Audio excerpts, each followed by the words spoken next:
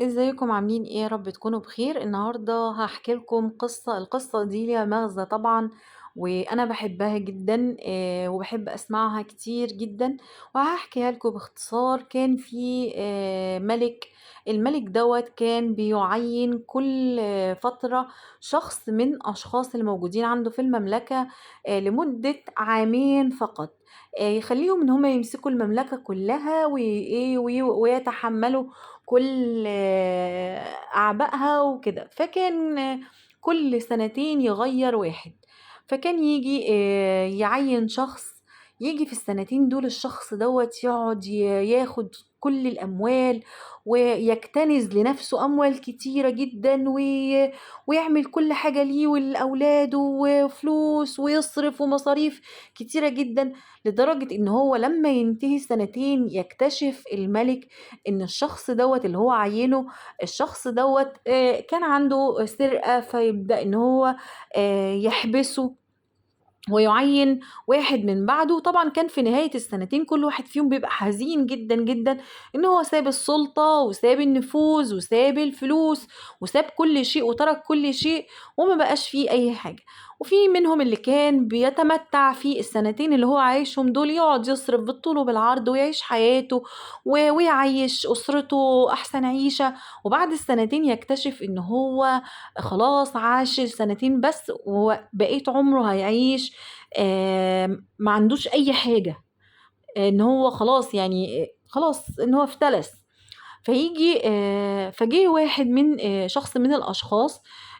الملك دوت عينه وقال له انا هعينك سنتين، قدامك سنتين بس، وخلي بالك من الناس اللي سبقوك قبل كده. ناس كتير منهم انا حبستهم لان هم كانوا بيسرقوا الفلوس بتاعت المملكة. كانوا بيعملوا اخطاء كتيرة، كانوا بيصرفوا الفلوس غلط. فالراجل قال له خلاص سيبني بس السنتين وانا ايه ان شاء الله هتصرف كويس يعني.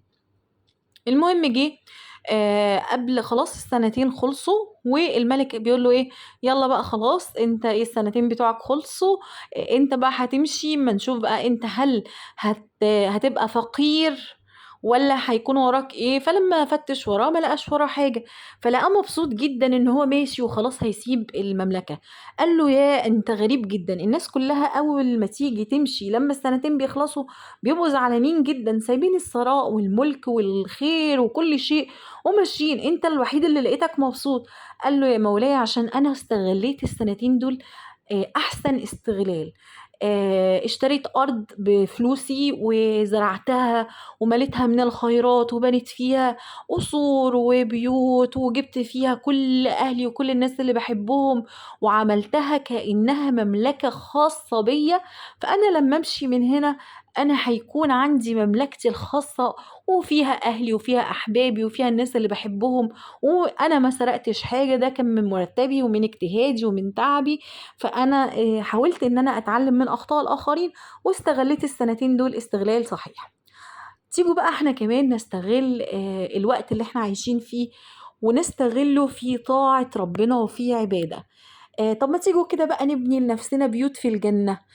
لو قلت سبحان الله وبحمده ربنا بيبني لك بيت في الجنة. لو قلت كل الأذكار اللي انت بتقرأها، كل الأشياء اللي انت بتعملها، المصحف، سورة الملك لو قرأتها بتقف على قبرك فبتنير لك قبرك وبتشفع لك يوم القيامة.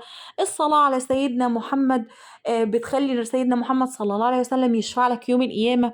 حاول تكتنز الوقت الفاضل من عمرك في ان انت تزرع جنتك في النهاية، وتكون جنة صالحة يكون ربنا راضي عنك، وتعيش بقى في جنة الخلد احسن عيشة، وتكون منعم، تكون في وسط اهلك، تكون شفيع لاهلك، ان انت تشفع لهم ولصحابك وللناس اللي انت بتحبهم.